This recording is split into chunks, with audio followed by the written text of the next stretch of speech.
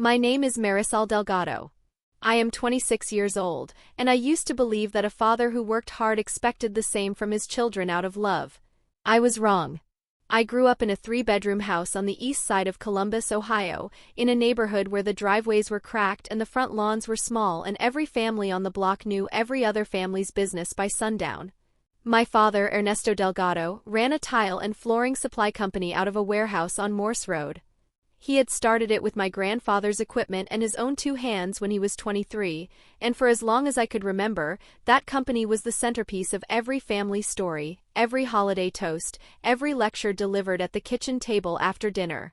Delgado Tile. Those 2 words had weight in our house the way a name carved into stone has weight. I was the second of 3 children. My brother Marco was 4 years older than me, and my sister B was 3 years younger. Marco had gone to work at the warehouse straight out of high school, driving deliveries first and then moving into sales, and my father talked about him the way some men talk about a trophy they keep on the mantle. My sister B was still in school during most of what I am about to tell you, still young enough to be kept at the edges of the family's financial conversations, which turned out to be a mercy. I had gone a different direction. I studied accounting at Columbus State, working 20 hours a week at a hotel front desk to cover my own tuition after my father told me, the week before my first semester, that he would not be paying for a degree in something he could do himself with a calculator.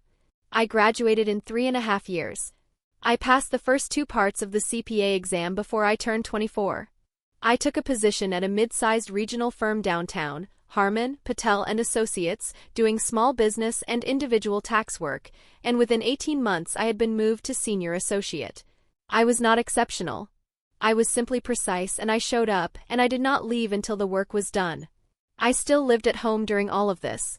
That is the part people always pause at when I explain it. I was a licensed accountant making a reasonable salary, and I was still sleeping in the same bedroom I had slept in at 16, still eating dinner at my father's table 4 nights a week, still handing over $600 a month in what my father called a contribution toward household expenses.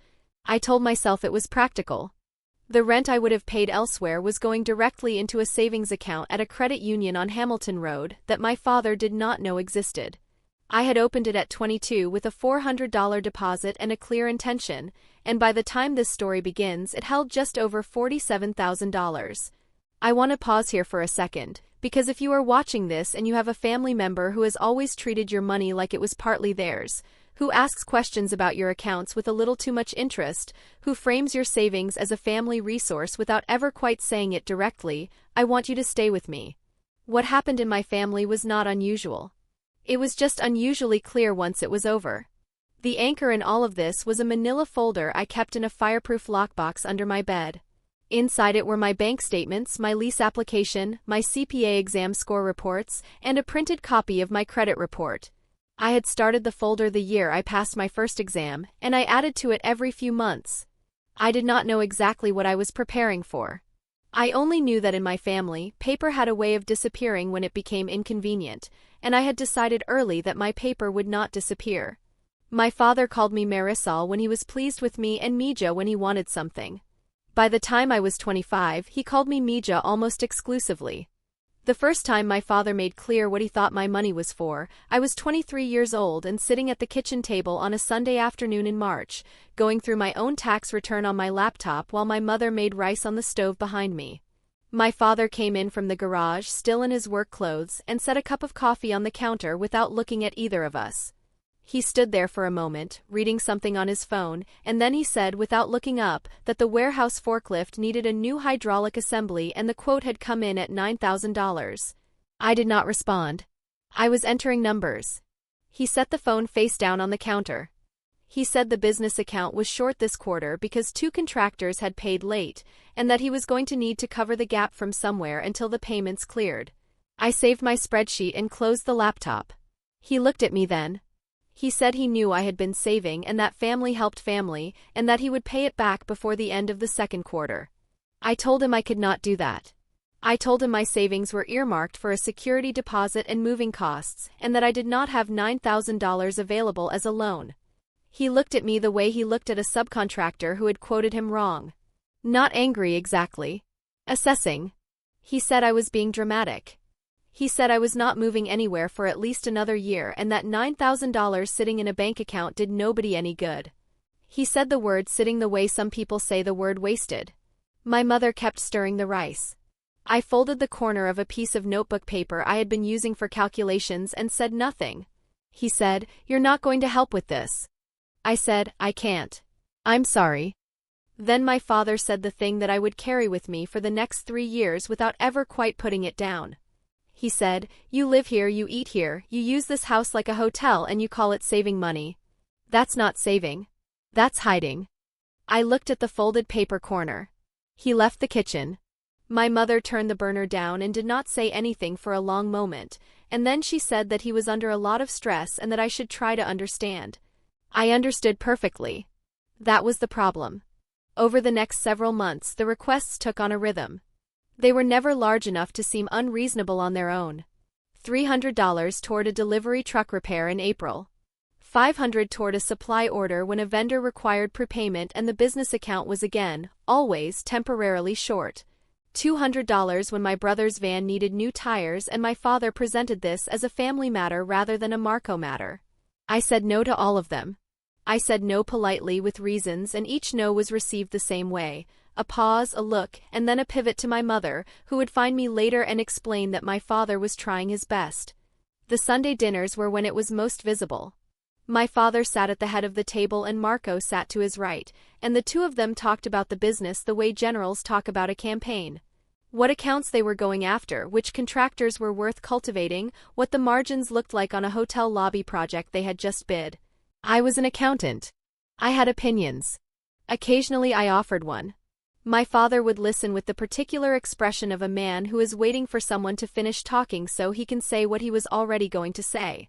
Then he would nod slowly and say something like, "That's interesting, Mija," and turn back to Marco and continue the conversation exactly where it had left off.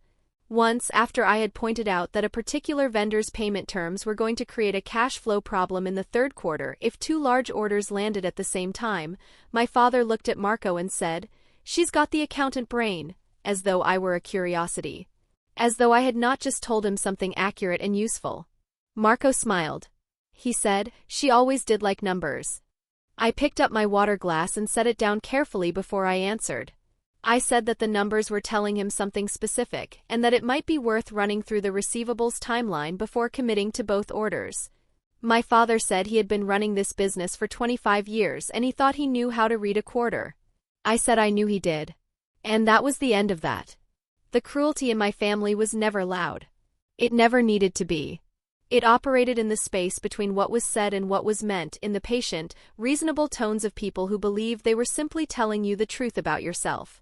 My father did not yell. He redirected. He reframed. He looked at whatever I had contributed and found the angle from which it appeared small. The $9,000 conversation in the kitchen was not the beginning. It only felt like the beginning because it was the first time my father said the quiet part at a volume I could not ignore. I want to go back further. When I was 19 and still in my first year at Columbus State, my father came to me with a spreadsheet he had printed from somewhere, a rough projection of what the business could look like if they expanded into commercial tile installation, not just supply. He sat across from me at the kitchen table and spread it out and asked me what I thought. I spent 45 minutes going through the numbers with him. I found 3 errors in his cost assumptions, pointed them out gently, suggested a more conservative revenue projection for the first 18 months, and told him which line items would need to be recategorized for tax purposes when he filed. He thanked me. He said I had a real head for this. He took the spreadsheet to Marco the next morning and the two of them spent the rest of the week refining it. I was not included. When I asked Marco later how it went, he said Dad wanted to keep it in the operations side of things. I was studying. I had enough to worry about. I went back to my room and sat on the edge of my bed and stared at the carpet for a while. My chest felt tight in a way I did not have a name for yet. When I was 20, I prepared my father's personal tax return for the first time. He had been using a service at an H&R Block on Cleveland Avenue that charged him $340 a year and missed a home office deduction every single filing. I caught it in the first 20 minutes of looking at his previous returns. The corrected filing got him $1,200 back on his federal return. He handed the refund check to my mother for the household account without saying anything to me about it. Not a thank you. Not an acknowledgement. My mother told me later when I asked that he said the block people had probably just made an error the year before. When I was 21, Marco got engaged. The rehearsal dinner was at an Italian restaurant in Westerville, and my father rented the private back room, which cost $800. He told me afterward in passing that he had put it on the household card and that he would appreciate if I could cover my share since I was living at home and contributing to the household. My share, according to him, was $200. I paid it.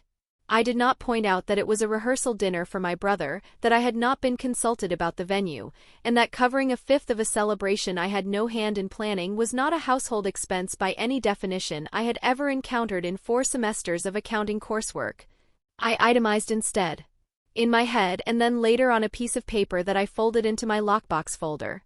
Not the dollar amounts, those were small and I did not want to be a person who kept a ledger of small grievances. What I itemized were the patterns. There was a Thanksgiving when I was 22 that I think about sometimes as the moment the shape of things became clear. My father's brother, my Uncle Teo, was there with his wife and their 2 kids, and the dinner table conversation moved, the way it always did in my family, toward the business. My uncle asked how things were going, and my father talked for 20 minutes about the new commercial accounts they were building, the crew Marco was managing, the systems they had put in place for inventory. It was a good story. I had helped build 3 of those systems. I had spent a Saturday in October with Marco walking through the inventory software and explaining how to set up the category structure so that quarterly reconciliation would take half the time it had been taking. My uncle looked at me at one point and asked what I was up to these days. My father answered for me. He said I was doing well at the accounting firm downtown, that I had a good head for numbers, that they were proud of me. My uncle nodded and looked back at my father. I reached for the serving spoon and filled my plate. That was the thing about my family's version of pride. It was always spoken about you, never to you. And it was always followed within a few sentences by the pivot back to Marco and the business. The second incident I remember most sharply from those years happened in the spring. I was 24, for months after I had passed my second CPA exam section. I had not told my father about it beforehand. I had learned by then not to pre-announce things that might be redirected or minimized, but my mother had mentioned it at dinner, and my father had said that was great, that the firm was lucky to have me. A week later, he called me into the living room and sat down in his chair and told me he was thinking about restructuring the business as an S-corp and that he had some questions. He had a legal pad with notes on it.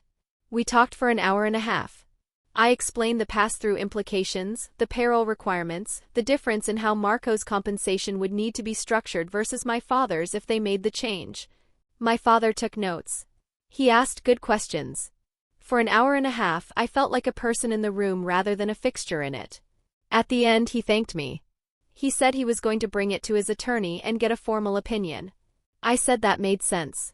He said, "You know, if you ever wanted to come work for the business, do the books, I could use someone I trust." I looked at him. I said I had a career I was building. He nodded. He said, right. Marco said the same thing when I asked him at first. He came around. I set down the papers I had been referencing. I said that I appreciated him saying so. I did not say what I was thinking, which was that Marco had come around because Marco had no other plan. I had one. I had had one for 4 years and I was executing it one deposit at a time. The lease was signed on a Wednesday in September. I had found the apartment 6 weeks earlier, a 1-bedroom on the 2nd floor of a building in Clintonville, 11 minutes from my office, with a galley kitchen and south-facing windows and a parking space included in the rent. It was $1,050 a month. I had run the numbers so many times I could have recited them in my sleep. After rent, utilities, groceries, my student loan payment, and a modest savings contribution, I would have $380 left over each month. Not comfortable. Sufficient. Sufficient was what I had been building toward. I had not told my family I was looking. I had not told anyone except my coworker Dina, who had driven me to see 3 apartments over 2 Saturdays and bought me a coffee each time and said, both times, that this was a good thing I was doing. When I signed the lease, I sat in the property manager's office on a folding chair with the pen in my hand and felt my pulse catch in my throat, not from fear, from something more complicated than fear. 3 years of deposits.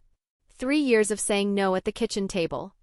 The number in the credit union account had reached $47,200 the week before, and the security deposit on the apartment was $1,050. First and last month's rent was $2,100, and I had set aside $1,800 for moving costs, furniture, and first-month incidentals.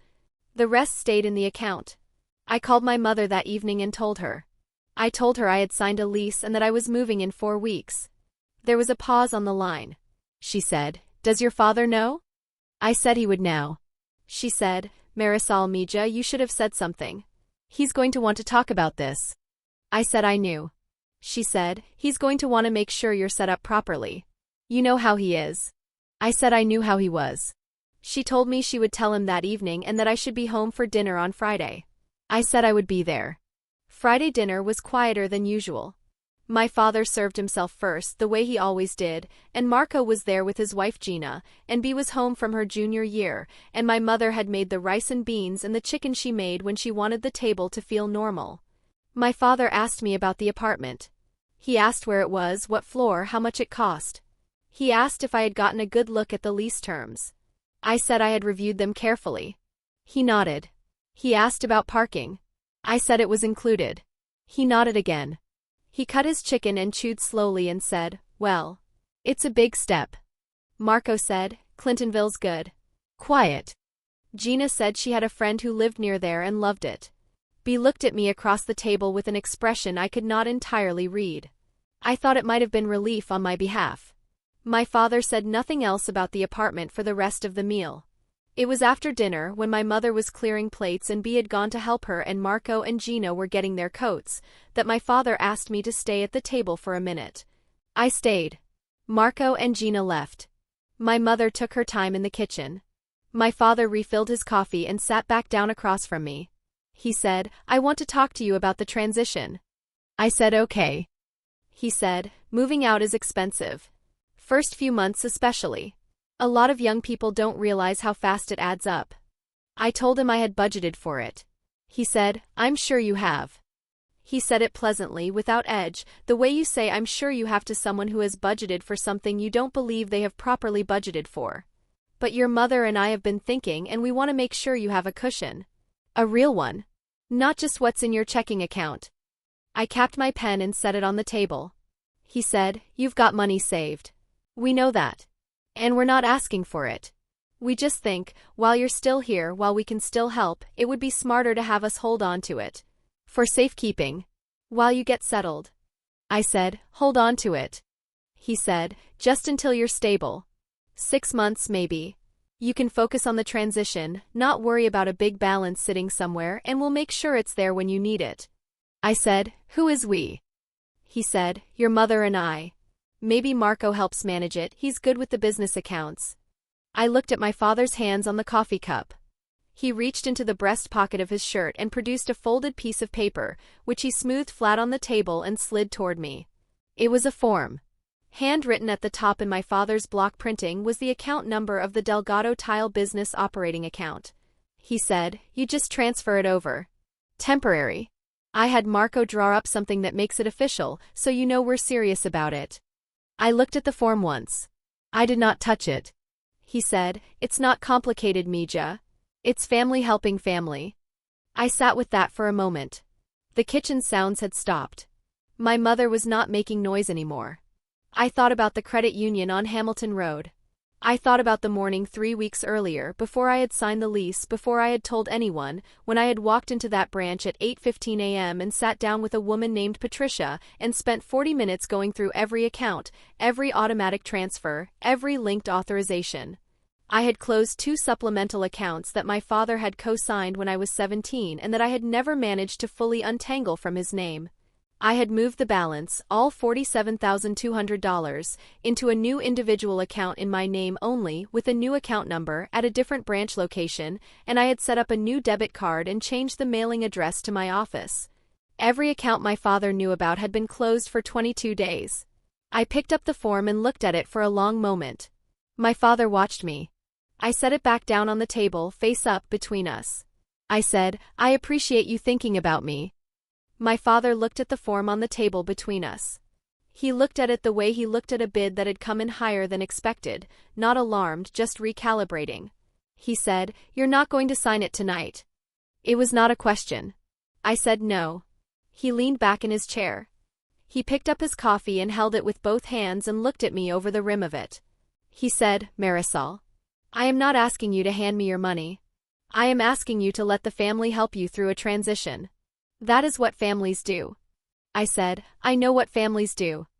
He said, "Then you understand why I'm saying this." I said, "I understand exactly why you're saying this." Something shifted slightly in his expression. Not much.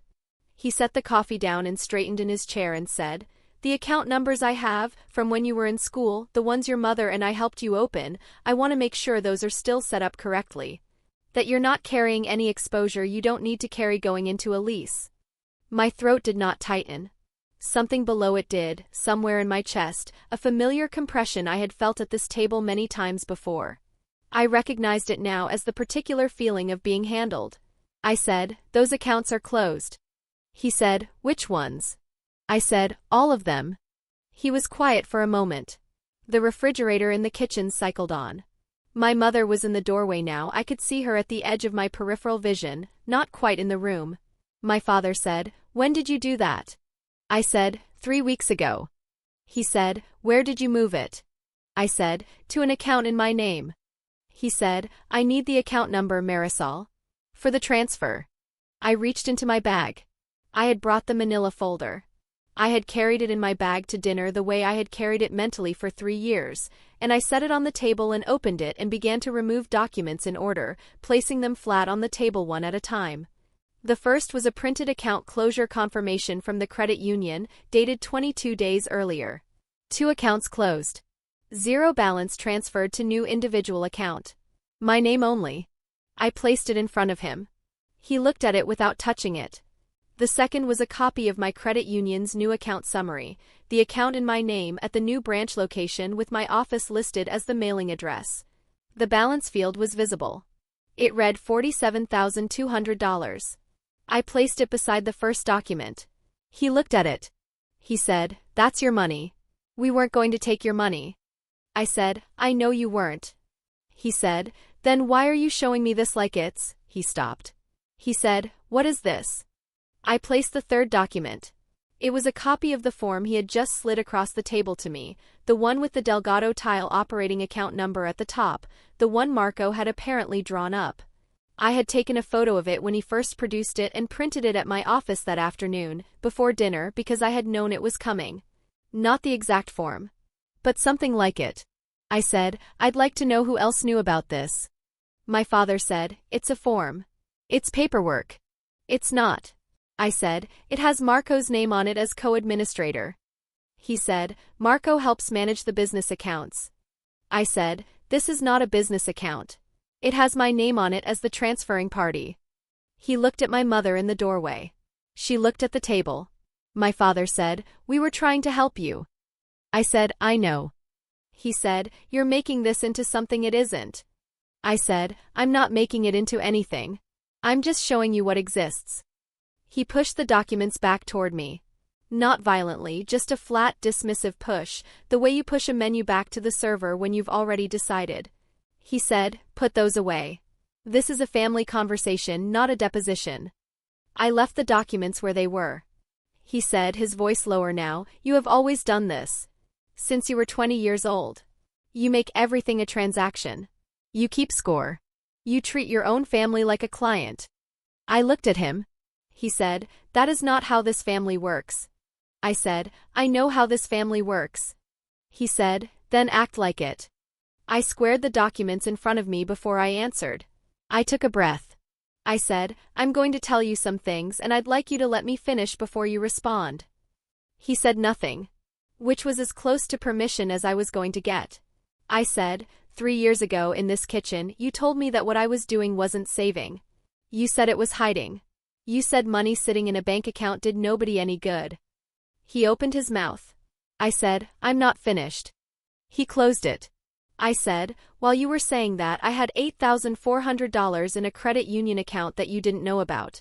I was hiding it the same way I hid the fact that I was studying for my CPA exam. not because I was ashamed of it, but because I had learned that anything I told you about my own progress became a resource you felt entitled to. I looked at the form with the Delgado Tile account number on it. I said, "You told me I treated this family like a hotel.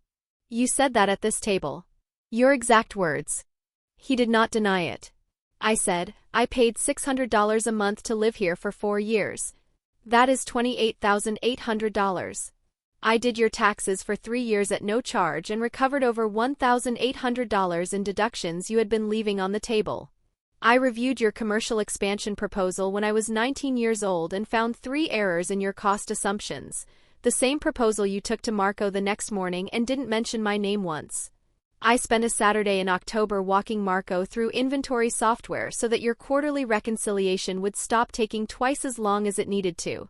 I spent 2.5 hours on the phone with your insurance carrier correcting renewal errors, using your personal income information, which you gave me without hesitation because you knew I would not use it against you." I paused. I said, "None of that was me treating this family like a hotel. That was me being part of this family in the only way you ever made room for, useful, quiet, and never quite in the room." My father's jaw was set. He was looking at the tablecloth. I said, "You told me after I passed my second CPA exam section that the firm was lucky to have me. You said it at dinner. You said it to the table, not to me. And then a week later you sat me down for an hour and a half and asked me to walk you through S-Corp restructuring, and I did it, and at the end you said that Marco had come around when you offered him a role, and that maybe I would too." I looked at him. I said, "While you were saying that, I had already mapped out every step of this move. I had a lease target, a savings target, and a timeline. I had been executing it for 2 years. I was not going to come around. I was leaving. And I was going to do it without asking you to hold my money or my hand or my plan." The kitchen was completely quiet. My father looked at me for a long moment. His expression was not the one I expected. I had expected anger, the redirecting kind, the kind that reframes what you've just said as a misunderstanding or a slight. Instead he looked, for just a moment, like a man who had just seen something he already knew was there and had been hoping not to see. He said, "You didn't have to do it like this." I said, "I know. I did it like this because I did not trust that any other way would work." I gathered the documents from the table, returned them to the manila folder, and closed it. I said, "The lease starts October 1st. I'm going to need the 4 weeks to get organized. I would like dinner to still be dinner." I stood up. My mother, still in the doorway, said my name. Just that, Marisol. Not Mija. My full name, the way she had said it when I was small, and she was proud of something I had done. I looked at her. She said, "I didn't know about the form. I want you to know that." I believed her. She had always been downstream of my father's decisions, shaped by them, not making them. That was its own kind of story. I said, "I know, Mom." I picked up my bag. I walked past her and through the kitchen and out the front door, and I did not slam it. I pulled it shut behind me until the latch caught. Marco called me the next morning. He said he had just been trying to help Dad with the paperwork, that it was supposed to be temporary, that he didn't think I would react like this. I told him I hadn't reacted. I had prepared. He was quiet for a moment. He said, "You really closed all of them?" I said, 22 days ago." He said, "Before you even signed the lease?" I said, "Yes." He said, "Marisol." He said my name with something in it I had not heard from him in years. Not quite admiration. Something more complicated. He said, "Okay." I said, "Tell Dad dinner is still dinner." I meant that. He said he would. B texted me that afternoon. The text said, "I knew you were going to be okay. I just wanted to say that." I read it twice. My eyes went warm for a moment in a way I did not try to control. I texted back, "I know you did." I moved into the apartment on the first Saturday of October. It took 4 hours with a rented van and 2 trips. Dina helped me carry the boxes up the stairs, and we put together the bookshelf wrong the first time and had to take it apart and do it again, and it was the best afternoon I could remember in a long while. The south-facing windows let in more light than I had expected. I stood in the empty living room after Dina left and looked at the afternoon light on the floor and let myself feel the size of the space. It was small. It was entirely mine. I put the manila folder in the new fireproof lockbox I had bought at the hardware store on Indianola, and I put that lockbox in the closet, and I thought about everything I had put into that folder over 4 years. The bank statements. The CPA score reports. The credit report. The printed account closure confirmation. The photo I had taken of my father's form at my office desk before dinner, knowing what was coming. I had not built that folder out of bitterness. I had built it because I understood, earlier than I had words for it, that in a family where your contributions are invisible and your savings are a collective resource and your achievements are mentioned at the table as a reflection of the family rather than as evidence of your own work, in that kind of family, paper is the only thing that cannot be reframed. My father and I have had dinner together 6 times since October. He is polite. He asks about work. He does not ask about my accounts. Last month he mentioned, without context, that he had spoken to an attorney about the S-Corp restructuring, and that the attorney had said much of what I had told him. He did not say "I told you so" because he is not that kind of man. He said the attorney had been very thorough. I said that was good. I meant it. There is something I have come to believe about families where control is dressed up as care, and I say this having spent years inside one and having found my way out of it without burning anything down. The control is usually not malicious at its root. It grows from something older and more tangled, the belief that the person doing the controlling is the one best equipped to hold things together, that their judgment is the load-bearing wall and everyone else is permitted to lean against it, but not to build their own structure elsewhere. My father built his business with his hands and his own father's equipment. He had controlled every variable he could reach for 30 years. I was a variable he thought he could reach. He was wrong about that. But he was not wrong about everything. He did teach me that paper matters, that specificity is protection, that a number without documentation is just a story someone is telling. He taught me that by living it, and I learned it by watching him, and I used it to make sure that when the moment came, I was the one at the table with the documents. If you have ever had someone in your family mistake your patience for permission, if you have ever sat quietly and done the work and waited while someone else took credit for the shape of the room you helped build, then I hope this story gives you something to take with you. Not a script. Not a plan to win a confrontation. Just the reminder that knowing something clearly and staying ready and choosing your moment without announcing it first, that is a form of power that no one can take out of your hands, because it never exists anywhere they can reach. Build your folder. Close your accounts. Leave the door without slamming it. And if this story made you think of someone in your own life who needs to hear it, share it with them. Sometimes the most useful thing we can give someone is the proof that the quiet preparation was worth it. This story is a fictional dramatization created for entertainment purposes. Names, characters, events, and details are products of the imagination and are not intended to represent any real person or situation.